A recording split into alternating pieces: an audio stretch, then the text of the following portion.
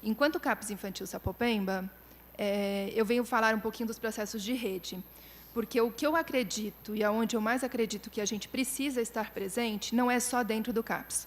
O serviço da gente inteiro é um processo de integração e articulação com todos os serviços que fazem parte e compõem a nossa rede.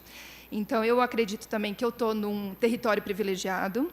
Não sei se todos conhecem Sapopemba. Sapopemba é um território de muita luta, de muito movimento social. Então, isso também ajuda. O nosso CAPS ele existe desde 2011. Eu vou situar um pouquinho, primeiro, como é o nosso serviço, quem é a nossa equipe, para depois falar um pouquinho desse processo de articulação. Tá bom? O território de Sapopemba ele fica na região sudeste. A gente pertence à Coordenadoria Regional de Saúde, que englobam cinco supervisões de saúde: Jabaquara, Vila Mariana, Vila Prudente, Sapopemba, aqui a gente pertence, Moca, Aricanduva, Penha e Ipiranga. A nossa população de referência é aproximadamente 350 mil pessoas. Se a gente colocar a população SUS-dependente, passa de 90%. Então, quase toda a população que é atendida nos serviços de saúde do nosso território são populações que dependem do SUS e são atendidas e acolhidas por nosso serviço, pelos serviços do SUS. A equipe do CAPS Infantil Sapopemba é uma equipe que eu também posso dizer que é privilegiada, é uma equipe bastante completa. A gente teve uma diminuição do nosso quadro com o último chamamento, mas a equipe se adaptou, se reorganizou, e a gente continua mantendo o mesmo trabalho e a mesma quantidade de atendimentos que a gente já ofertava antes. Não houve redução nos atendimentos que a gente tinha.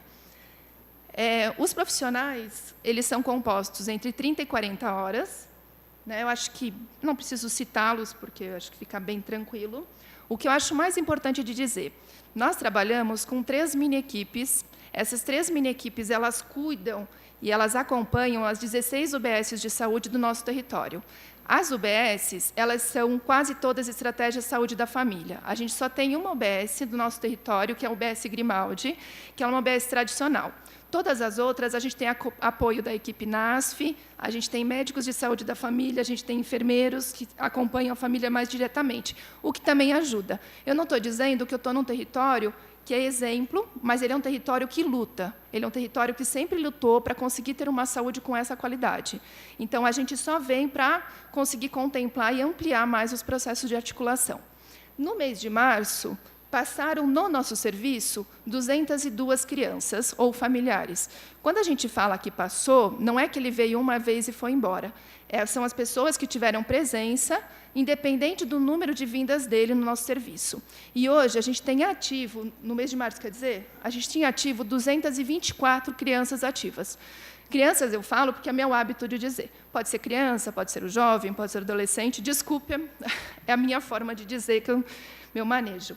Tá? Então, quando a gente fala de 224, é um número pequeno? Não. Para uma população de referência, a gente tem 350 mil habitantes, é um número que, se eu for olhar, e a preconização do serviço de CAPS é 155 crianças. Então, a gente está acima da média, mas a gente consegue contemplar todas as crianças que estão com a gente atendidas. Como a gente está falando do TEA, eu fiz uma divisão da questão diagnóstica e a idade que estão atendidos conosco.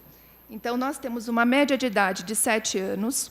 Hoje, no CAPS Infantil Sapopemba, nós temos 45 usuários, sendo que 37 já têm prontuários e PTS ativos. PTS é Projeto Terapêutico Singular. Então, isso quer dizer que eles estão em atendimento e frequentam as atividades na rotina diária, semanal, com a gente. Então, ele não vem para fazer um processo ambulatorial. No CAPS não existe ambulatório. O CAPS preconiza que as atividades sejam coletivas e atendimento com famílias e os usuários. E a gente tem 8 crianças que estão em processo de avaliação. A idade que tem maior número é de 2 a 5 anos, depois de 6 a 10, de 11 a 17, e a gente tem também maiores de 18 anos. Então, isso é uma coisa que é bem característico. Acho que é importante frisar que o CAPS não tem uma idade limite. Ele tem uma idade limite, um infanto-juvenil, de entrada, mas ele não tem de saída. Na verdade, a saída está preconizada a 25 anos, mas pode passar muito mais do que isso, se for necessário. Como a gente está falando de inclusão, Um dos pontos que a gente achou mais importante falar para vocês é a questão da escolaridade das crianças, desses 45 usuários. Então, a gente tem a grande maioria em ensino regular, 86%, 7% em escola especial, 5% em escola particular e 2% não está estudando. Na verdade, esse 2% quer dizer uma criança que acaba de chegar no nosso serviço e não está em ensino regular, nem o ensino, na verdade. Então, a gente, enquanto CAPS Infantil Sapopemba, entende que o processo de inclusão está acontecendo. Não é fácil, é um processo que é difícil, é um processo que demanda muitas coisas, mas a gente está lutando para que isso aconteça. Então, ontem eu fiz esse levantamento foi feito para trazer os dados mais atuais possíveis para vocês, né? Então, eu acho que é um dado bastante relevante e que mostra que a gente consegue pensar uma articulação e uma possibilidade aí de inclusão. Eu gosto de... Eu vou tirar também, mais fácil. Eu gosto de dizer que, antigamente, em 2004, quando deu os booms dos CAPs, e existia um congresso de CAPs nacional, esta era a figura que representava o CAPs. O CAPs ele era o centralizador dos serviços de saúde mental. E tinha uma lógica. Não se sabia como lidar com os egressos de hospital, com as pessoas com transtorno mental. Como é que a gente ia lidar com isso? Então, o CAPs ele tinha uma função. Ele tinha a função de cuidar e de ser o centralizador de tudo. Porque, até hoje, quando se fala de trabalhar a saúde mental, de trabalhar pessoas com deficiência, as pessoas têm receio. Mas, naquela época, quando tem o boom dos CAPs, é preciso que a gente seja o centralizador. A partir de 2011, 2012, quando a RAPS ela começa a surgir e começa a ser efetivada, eu acho essa figura uma das mais bonitas que a gente hoje monta. Existe uma mandala. O que isso quer dizer? Que nós não somos os centralizadores, nós somos os atores de uma rede. Se o CAPs não fizer parte de uma rede e não fizer parte de vários serviços que englobem saúde, assistência, educação e qualquer outro serviço que faça parte do nosso território, nós não estamos presentes. Então, o que para a gente é mais importante é este processo de integração. Então, aqui a gente coloca alguns serviços que pertencem ao nosso território, mas eu acho que cada um tem a sua mandala particular, né? No meu território eu tenho uma fábrica de cultura, se no meu território eu tenho uma escola, se eu tenho tantos CCAs, tantos CJs, é isso que a gente precisa buscar. Não adianta eu, CAPs, ficar sozinha buscando um serviço e mostrando que eu sou capaz. Eu não sou capaz sozinha. Se a minha rede, se as minhas articulações não funcionarem, a gente não vai sair de onde a gente está. E isso é o que a gente mais preconiza e busca dentro do nosso serviço, né? Por isso que eu quis primeiro dizer como era a nossa equipe e o que a gente busca. Bem, o nosso CAPs tem algumas redes e algumas atividades que elas são fixas e que eu acho que é legal dizer e trazer para vocês, porque são coisas que nem todo mundo sabe que acontece. Eu falo enquanto CAPs Infanto Juvenil Sapopemba, mas a maioria dos CAPs também buscam essas articulações. Isso eu falo por mim e por os outros serviços que eu tenho acesso. Um diferencial do nosso serviço, eu vou adiantar um pouquinho a roda da educação, mas nós temos um fórum de educação. Na verdade, o nosso CAPs ele é filhote do CAPs Vila Prudente. Já existia um fórum de educação com as escolas do município. Em 2011, a gente faz um acompanhamento com a equipe do CAPs da Vila Prudente. Em 2012, o CAPs de Sapopemba assume a articulação das escolas do município que pertencem a gente. A gente tem mais de 80 escolas municipais no nosso território. Então, junto com o ADRE, com o Cefai, a gente faz todo o acompanhamento, e agora na APA, que também entrou para o processo. Em 2016, a gente inicia um processo de fórum formal com as escolas do Estado. E eu digo que isso é uma grande diferença que tem para a gente. Quando a gente consegue trazer as escolas para conversar, quando a gente consegue trazer as diretorias de ensino, quando a gente consegue trazer junto as UBSs, participa a equipe do CRAS, e eu falo que o meu grande sonho é que o Conselho Tutelar um dia venha participar, a gente começa a conseguir a limpar muitas situações das crianças que estão sendo atendidas nos ambientes escolares e que precisam ser trabalhadas no âmbito geral. Então, o CRAS traz as coisas e fala, não, essa situação é para mim, essa situação não é para a questão da saúde. Quando o pessoal da UBS fala, este caso não é para o CAPS, eu dou conta, eu vou mandar para o meu médico, eu vou mandar para o meu serviço, então a gente começa a lidar com as situações que trazem. Então, sempre é combinado no Fórum de Escolas que a gente traz casos novos que as escolas demandem, ou casos que já tenham sido discutidos, e a gente faz o retorno daquilo que precisa. Tanto em todos os serviços. O CRAS traz retorno, a UBS traz retorno, e o CAPS traz os retornos. E a escola também traz o retorno para a gente. Então, a gente faz um processo de articulação entre a gente. A gente tem algumas outras redes formais, que são reuniões com o CREAS, com o GAS, quando a gente tem demanda. Então, a gente tem uma rede que eu falo que hoje a gente conhece não só de telefone, a gente conhece pessoalmente, todo mundo sabe o rosto, todo mundo já conhece e fala, socorro, eu preciso de ajuda. Então, é uma rede que ajuda bastante, o que é muito bom para a gente. O Conselho Tutelar, a gente também tem uma reunião mensal entre saúde, Conselho Tutelar, e a educação também quer entrar nessa reunião, que é uma reunião que está ganhando força para a gente trabalhar com essas questões. O nosso território tem 4 SAICAs, que tem cada um na média de 20 crianças, e a gente tem mais um SAICA porta aberta.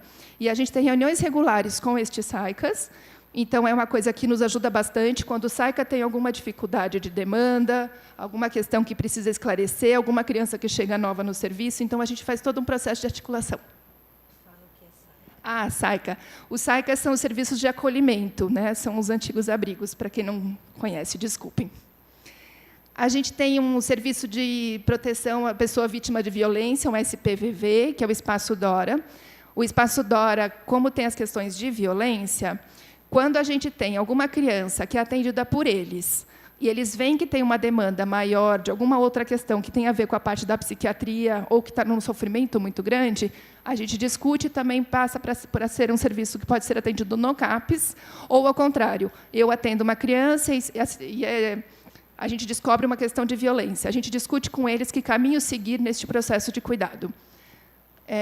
A gente tem reunião com o SEDECA, que é os serviços também que cuidam da parte de medida socioeducativa. Então, os meninos que estão cumprindo medida de regime semiaberto, regime aberto. Então, a gente faz todo o processo de acompanhamento com eles. A gente tem um serviço, uma rede lá que chama Espaço Crescer Feliz. Na verdade, é uma ONG que chama NASCE. O NASCE eles têm 4 ou 5 lugares, e o NASCE ele cuida das pessoas com todos os tipos de deficiência. Então, tem pessoas do CAPS que é atendida no NASCE, do NASCE para o CAPS. Então, a gente faz toda uma articulação com eles. Então, eles cuidam. Nós não temos no nosso território RI, mas o NASCE tem as 2 RIs da Vila Prudente. A residência inclusiva, que é o RI, que vocês tinham falado RI, por isso que eu achei que já sabiam. Então, tem a RI. Quando a gente teve uma situação de transição de uma criança que estava no SAICA, do nosso, para a RI da Vila Prudente, a gente fez todo o processo, a gente ficou 8 meses em transição para poder fazer isso. A gente não faz só uma transição de território. Eu entendo que o compromisso da nossa equipe é um compromisso com o todo. Então, não é porque muda de território que vai mudar simplesmente de serviço. Ele vai mudar, mas vai mudar com cuidado. Eu sempre tenho que cuidar de onde eu vou estar andando com essas crianças e com os nossos adolescentes. A gente tem um núcleo de proteção à violência, a gente tem um hospital de referência, que é o Hospital IVA, que ele é a retaguarda de psiquiatria de todo o território, na verdade. Não é só de Sapopemba, ele é de toda a região sudeste. Então, junto com o Hospital Saboia, nós temos reuniões regulares com eles. E a gente tem uma reunião, que é uma rede de proteção. Ela foi fundada em 2015. Ela começou com a doutora Maria Isabel, no Fórum do Ipiranga. A doutora Maria Isabel fazia esse processo de tentar juntar a rede. E aí, quando ela sai do fórum, a gente escolhe, enquanto rede, manter essa rede. E a nossa rede se mantém até hoje. E a gente hoje está discutindo as questões das escolas estaduais, a gente está fazendo uma pesquisa da população e dos adolescentes de 7ª e 8ª série. As escolas estaduais estão bancando com a gente. Eles, na verdade, trouxeram a proposta. E, depois do que sair dessa pesquisa, a gente vai ter que trabalhar com toda a rede, porque tem muitos assuntos. A pesquisa ela tem a ver com educação, ela tem a ver com assistência, ela tem a ver com a saúde. Então, destes números que estão saindo, desta rede de proteção, nós vamos ter que articular o território para dizer, agora, a molecada contou para a gente, agora está na hora da gente fazer o outro lado, que a gente precisa cuidar do que eles estão pedindo. E a gente tem também, enquanto saúde, porque eu acho que eu estou aqui como representante da saúde, reuniões regulares com todas as unidades básicas de saúde, que são as UBSs. Então, todos os meses, o território de Sapopemba tem o CAPS infanto-juvenil, que é o meu, tem um CAPS adulto 3, 24 horas, que ele funciona todos os períodos, né, de manhã e de noite, sábados e domingos, e a gente tem um CAPS álcool e drogas. Esses 3 CAPs eles se direcionam às unidades básicas de saúde, a gente discute os casos que tem no território, tanto do CAPS quanto da UBS, caso que eles precisam trazer, e a gente faz as articulações necessárias. E, para finalizar, eu achei importante trazer para vocês, como eu falei, um pouquinho do Fórum de Escolas. Então, o nosso fórum ele começou pequeno, né? Em 2012, ainda a gente estava ensaiando e estava começando.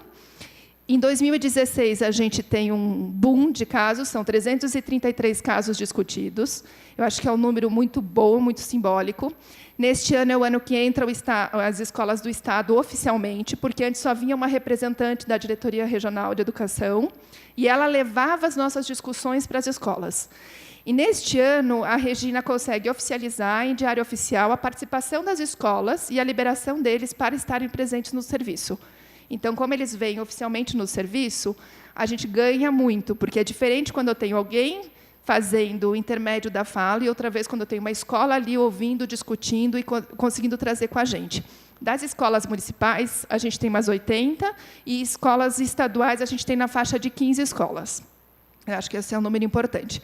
Em 2017, pela mudança de governo, pela reestruturação, a gente teve uma queda de casos, mas a gente já está lutando e a gente pretende que isso comece para sempre. E aí, só os dados do CAPS, se alguém tiver interesse, a nossa casa está aberta para conhecer. A gente está sempre à disposição aí para vocês poderem participar e estar conosco. Obrigada.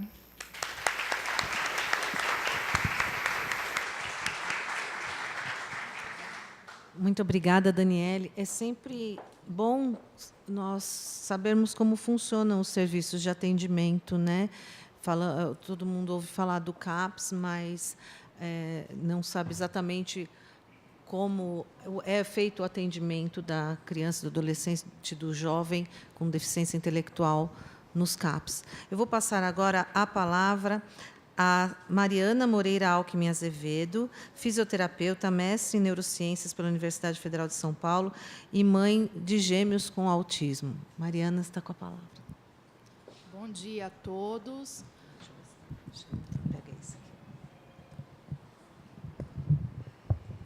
Muito bom dia a todos. Obrigado pela presença. Sandra Massoudi, muito obrigada pelo convite. Um exemplo de profissional e, para mim, um exemplo de mãe. Eu estou aqui como profissional enquanto fisioterapeuta, mas estou aqui também como mãe de 2 baixinhos autistas, são gêmeos, Gabriel e Daniel têm 8 anos. Então, a vida da fisioterapeuta aqui mudou, né? Tomou outros rumos, apesar de sempre trabalhar com neurologia. Há 8 anos atrás, a gente entrou aí nesse mundo, para mim, que já era da área da saúde, ainda desconhecido do autismo, né? Eu queria contar um pouquinho da minha história e passar para vocês as dificuldades que eu tive, apesar de passar com os meninos numa rede particular, de ter acesso a bons médicos.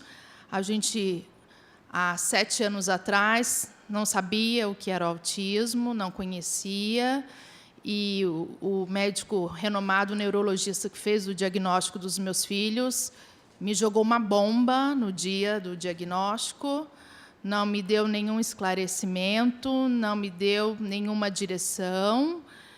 Eu não conhecia profissionais capacitados, gabaritados para trabalharem com essas crianças. Então, eu me senti muito perdida. Perdida enquanto mãe, enquanto profissional. Na minha cabeça, eu tinha aquele estereótipo da criança autista que fica lá no cantinho do quarto se balançando. E meu chão se abriu. Comecei a pesquisar, procurar, como todas as mães fazem, passar noites em claro lá na internet. E aí encontrei algumas mães que foram o meu maior suporte. Um grupo de mães chamado A Mais, que fazia reuniões periódicas. Lá fui conhecendo outras pessoas, tendo acesso à informação. E aí eu pensei, poxa, eu preciso fazer uma diferença, né? Não é bacana você receber um diagnóstico e não saber por onde começar. Não quero que outras mães passem por isso que eu passei. E aí veio a ideia de formar um grupo de pais chamado Te Apoio. Já existe há 4 anos. Na verdade, nós somos uma entidade virtual ainda, mas são mais de 500 famílias em São Paulo, estado de São Paulo, que trocam informações, que se ajudam. Inclusive, domingo agora, a gente esteve lá na Avenida Paulista, 5.000 pessoas, para mobilizar a sociedade e mostrar que os nossos filhos estão aí, né? Que eles existem, que eles têm os direitos deles, e lutar por eles. Eu, enquanto mãe, o que eu quero para os meus filhos e para todas as outras pessoas com autismo é que eles tenham direito ao tratamento precoce e intensivo, que, mesmo na rede particular, a gente não tem acesso a esse tratamento. Infelizmente, o Brasil ainda é muito atrasado em relação ao tratamento das crianças com autismo. A gente vê muitas famílias que têm condições de saírem do Brasil à procura desse tratamento.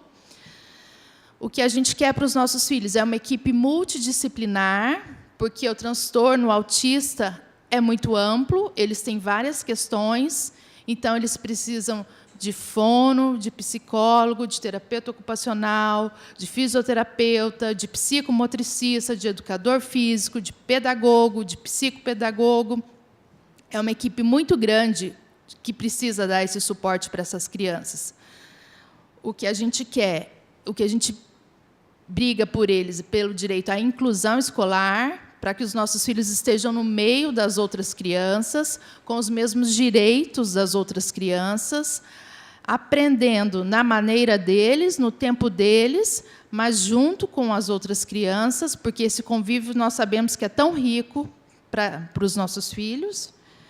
E a gente pensa lá no futuro, sim, o que vai ser desses meninos, né? Como que vai ser a preparação da vida adulta dele, como vai ser dele quando eu, mãe, não estiver mais aqui, quem vai olhar por eles.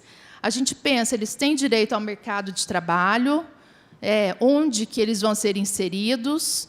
Então, como mãe e representando outras famílias aqui, a gente queria deixar a nossa preocupação com esses tópicos. E eu acho que, para ficar na memória de vocês todos, eu vou jogar alguns números aqui que, para mim, são chocantes. Eles têm muita habilidade com números, né? Meu filho, ele anda pela rua, ele decora os números das casas, e aí ele chega em casa, ele pega o papel, ele escreve a sequência dos números por onde ele passou, e na casa que tem aquela plaquinha de cão bravo, ele escreve, então, 220, cão bravo. Aí o que está alugando, 550, aluga-se. Eu não tenho essa mesma habilidade, vou colar aqui os números, mas o que a gente ouve hoje em dia, que a incidência do autismo é de uma criança a cada 68 crianças nascidas. Então, vamos jogar com 1% da população. Se falando de Brasil, a gente tem 2 milhões de crianças autistas. Crianças não, me perdoem, né? 2 milhões de autistas. Vamos pensar no estado de São Paulo. Nós temos 440 mil pessoas autistas. Na cidade de São Paulo, são 120 mil autistas. Onde estão essas crianças? Nós acabamos de fazer uma caminhada domingo, reunimos 5.000.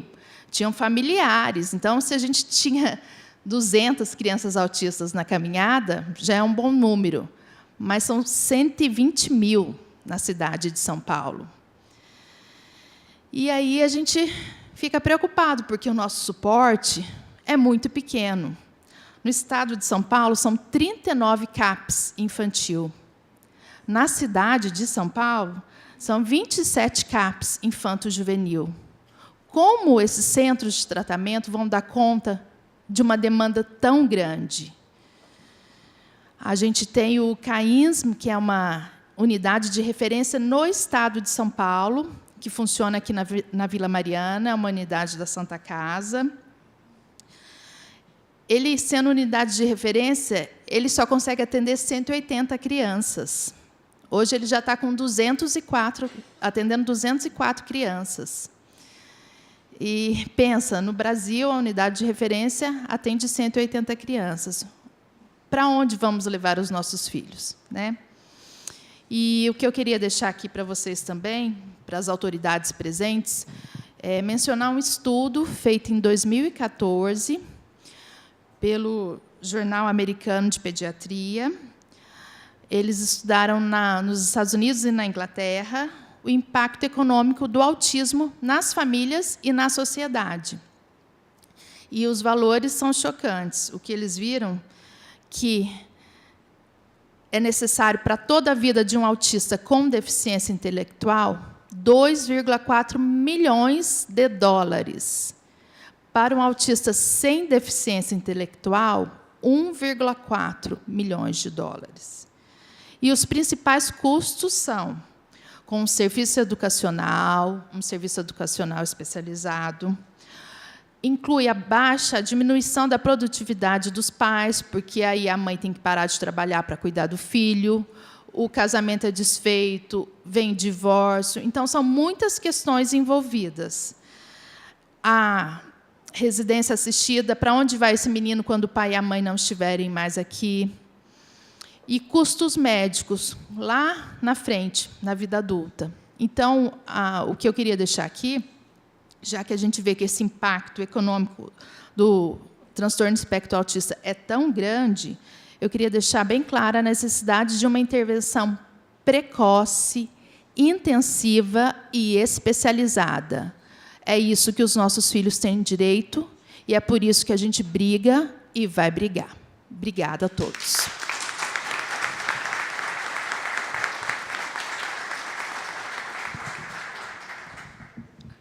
Muito obrigada, Mariana. Você que deixou os meninos para estar aqui conosco hoje e trouxe seu depoimento.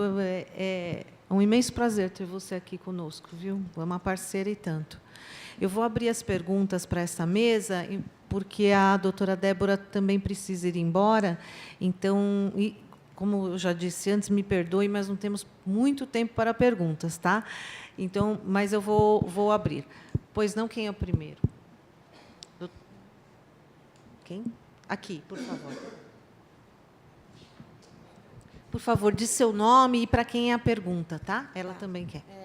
Meu nome é Maria Helena. E, falando desse centro da Vila Mariana, eu recebi um vídeo essa semana de uma mãe que estava desde as 10 horas da manhã até as 17 para ser atendida, com uma criança que tem dificuldade de andar, baba, com fome.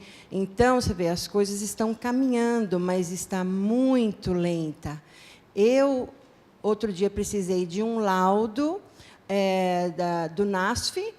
Eu consegui, em 15 minutos, o laudo com a médica ali na sala, mas fiquei esperando o atendimento dela durante mais de 3 meses. Então, às vezes, são situações assim que deixam a gente, né?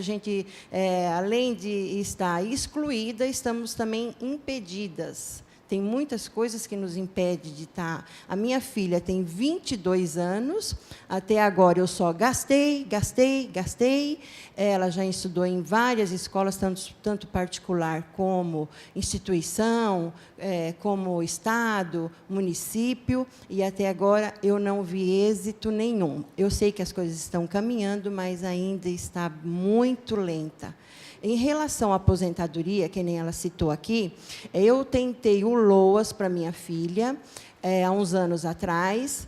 o médico disse na cartinha que ela tinha condições de trabalhar naquela época. Então, é que eu tentei, mas não consegui, que eu ia pedir se ele dava uma vaga para ela na casa dele, desse médico. Então, o LOAS que a gente vem pedindo, o auxílio que a gente vem pedindo, é para gastar em tudo que se precisa, né, em tudo. Inclusive, a gente está participando, eu queria depois deixar, se não for possível falar depois, aqui algumas ideias que a gente tem da nossa associação. Eu acho que, por enquanto, é só isso. Obrigada. Acho que... Bom dia a todos. Eu sou mãe de um menino que tem 10 anos de idade, estuda na escola da AUMA. A minha pergunta é para a promotora. Eu gostaria de saber se a promotoria tem, em perspectiva, alguma lei de amparo e se está mobilizando para intervir nessa situação das escolas das crianças. Porque existem vários projetos por fora de inclusão de aulas especiais dentro de escolas estaduais, municipais.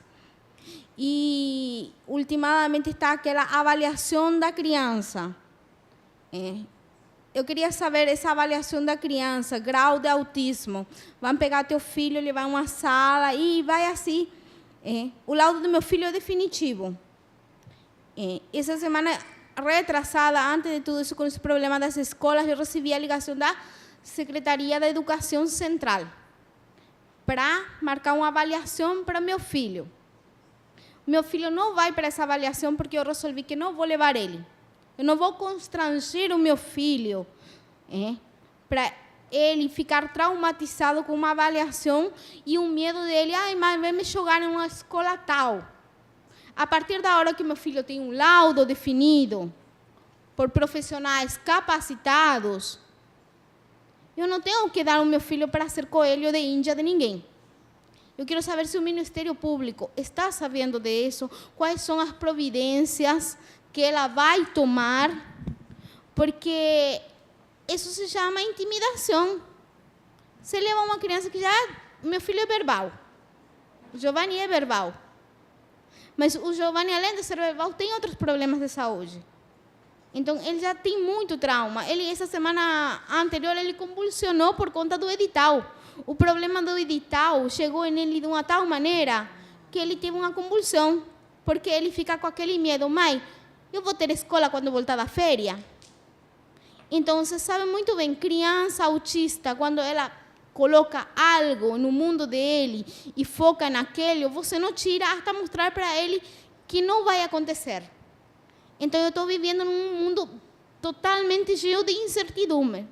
Meu filho agora está sendo medicado de novo. Essa situação afetou muito. Tanto que ele pergunta todos os dias, mãe, quem é que me assegura que eu vou ter escola?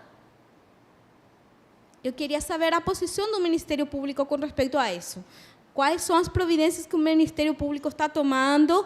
Quais são as ações? E a outra pergunta para a moça do CACS. O CACS, para mim, não funciona. Meu filho foi em 3 avaliações do CACS e mandaram ele embora, porque falaram que meu filho era bonito, estava bem vestido, falava.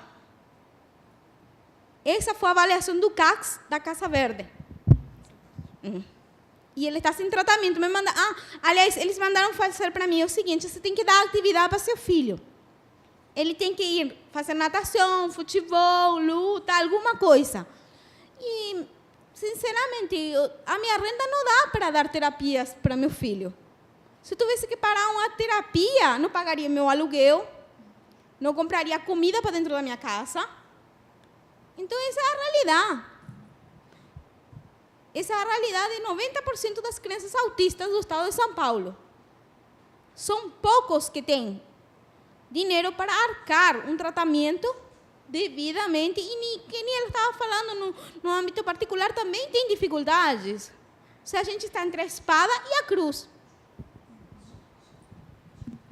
Bom, deixa eu ver se eu entendi. Desculpa, eu não escutei o nome da senhora. Maria. Vamos lá. O que a senhora está me falando é a realidade, como a senhora falou, de um monte de gente, de várias pessoas que vêm aqui. O Ministério Público tem alguns problemas de atuação por conta da lei, em primeiro lugar. O Ministério Público tem que, obrigatoriamente... Aliás, não é o Ministério Público. Todas as pessoas que vivem no Brasil, que vivem em sociedade, elas têm absoluta necessidade de respeito à lei. Ninguém pode chegar e falar assim, não vou fazer isso porque não quero, a não ser que a lei obrigue que você faça. Não é? Então, a atuação do Ministério Público, acima de tudo, ela se dá por força da lei. O Ministério Público não pode falar, eu não vou mais respeitar a lei. Né? Ele é obrigado a respeitar a lei. Então, às vezes, a gente tem que entrar com a ação para falar assim, olha, nós temos isso aqui é como foi falado no começo, existe lá, no artigo 2º da Lei Brasileira de Inclusão, uma comissão que tem que avaliar. Essa comissão, até hoje, não foi feita. Tinha um prazo para ser feita. Não começaram? Agora a comissão, sinto muito, nós vamos ver o que existe dentro dos nossos quadros de profissionais que aquela lei manda e vamos fazer, mesmo que o Brasil ainda não tenha decidido como é. Precisamos fazer. Mas ninguém está acima da lei. Todas as pessoas devem obedecer para ter seus direitos o que a lei manda. Tá bom? O aspecto prático do que aconteceu nessa ação quanto às escolas especiais. As escolas especiais, embora existam casos, especialmente das crianças, nem crianças, das pessoas mais velhas, que estão a vida inteira lá, e hoje teriam muita dificuldade, mas vamos fazer um trabalho para ver como isso vai ser, não sei se hoje, daqui 1 ano, daqui 2, 50, né? Mas as escolas especiais também têm que se submeter aos ditames da lei. É impossível? Não, não é impossível. A PAI, nós acompanhamos muito próximo, tivemos um trabalho muito próximo. A PAI hoje não é mais escola especial. A PAI é uma escola regular inscrita no MEC. As escolas especiais querem continuar? Ok, elas vão se submeter ao que está no MEC e virar escola regular. Senão, elas não vão poder mais receber alunos pelo Estado. Não sou eu que determino isso, quem determina isso é a lei. Por força da decisão da juíza, todos os convênios foram renovados até que todas as pessoas, todos esses convênios sejam revistos. Ninguém vai perder, existe uma liminar, ninguém vai perder a sua condição de matrícula enquanto todos esses convênios não forem revistos. As escolas precisam saber que elas têm que se submeter à lei. Porque o que acontece? O governo ainda não deu conta de atender todo mundo nas escolas regulares, que nós estamos brigando para isso vai ser explicado. Por sua vez, as escolas especiais não querem se submeter à regra do que diz o MEC. Quem sofre? Os pais. Quem fica refém? Os pais e as pessoas com autismo. É isso que o Ministério Público protege. A gente não pode deixar a senhora refém, a gente não pode deixar a senhora que é mãe de autista refém, a gente não pode deixar ninguém refém. É preciso que todas as pessoas possam ir na rede regular e receber o atendimento real, não depender da escola X, Y, Z. Né? Ótimo, tem pessoas que se acostumaram àquilo, não querem mais sair dali? Não sei, não é? É preciso que se faça avaliação? É preciso. Uma avaliação particular não obriga o Estado, isso está na lei. Para que a pessoa possa receber tratamento do Estado, ela tem que ser avaliada. Se não quiser ser avaliado pela escola onde ela está, se for estadual, ela tem que ser avaliada pela CAP. Ninguém é obrigado a prestar um serviço para alguém sem ter uma avaliação que é prevista em lei. E a avaliação prevista em lei é a avaliação médica, ou de um perito que o juízo indicar, ou dos serviços que a pessoa precisa. Então, se eu quero ser submetida a uma cirurgia do coração, tá bom? Eu não tenho convênio, eu vou no HC. Eu tenho que passar primeiro por uma UBS, daí o médico da UBS vai me mandar para o médico referenciado. Eu tenho que fazer exame. Eu não posso pegar meu exame médico do meu médico particular que eu vou e chegar lá e falar assim, agora você tem que me operar porque meu médico está mandando me operar. Eu não posso fazer isso. né? Eu não posso fazer uma escolha para o médico da rede pública fazer, porque ele pode até nem concordar com aquilo. Eu não posso chegar no CAPS e falar para o CAPS, olha, meu filho vai fazer essa terapia assim, assim, assim. Eu não posso pegar um médico, um psiquiatra, e falar para ele, o meu psiquiatra mandou fazer isso, você faça isso. Quem quer usar o serviço público, quem quer que o Estado seja responsável por um serviço, tem que se submeter às normas da lei. É isso. Mas, não, ninguém vai perder o atendimento que está sendo feito, porque existe uma decisão do juízo que todos esses convênios estão mantidos até que se possa rever um por um. Não é possível que as pessoas, centenas, são 1.227 pessoas atendidas por esse convênio, não é possível que essas 1.227 fiquem, as pessoas atendidas, não as mães, os pais, tem família que tem mais de um filho, né? Não é possível que essas pessoas fiquem na vontade de quem é o dono da escola, de quem é o dono da entidade. As pessoas precisam ter uma regra clara para saber, essa entidade não vai poder amanhã chegar para o governo e falar, não faço mais o convênio. Vai lá, pega todas as mães, fala assim, ó, mães, tchau, já tivemos isso antes, já tivemos uma ação judicial antes, em que tentou-se fazer um terror com os pais, com as mães, e essa escola perdeu o convênio. E todas essas pessoas foram removidas para outras, algumas mais felizes com o atendimento, algumas, lamentavelmente, sequer eram autistas. De 5% a 10% das pessoas avaliadas, por isso a necessidade de um laudo técnico de um serviço autorizado pelo Estado. Haviam pessoas que sequer eram autistas. Havia criança surda, que colocou um aparelho, não tinha deficiência nenhuma, além da auditiva. Então, eu não posso confiar, assim como o Estado não deve confiar, num laudo particular de quem eu não conheço. Eu preciso de um laudo oficial.